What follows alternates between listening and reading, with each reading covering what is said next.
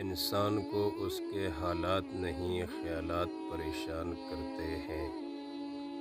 حالات تو وقت کے ساتھ بدلتے رہتے ہیں، لیکن خیالات کو بدلنا آسان نہیں ہوتا۔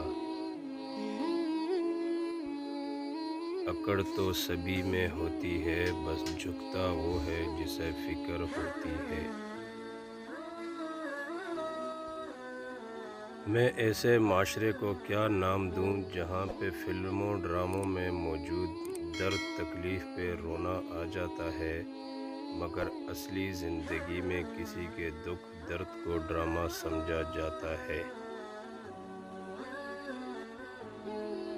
پرانی تصویریں دیکھتے ہوئے اکثر مسکراہٹ اور کبھی کبھی آنکھوں میں نمی سی آ جاتی ہے کہ کتنا کچھ بدل گیا۔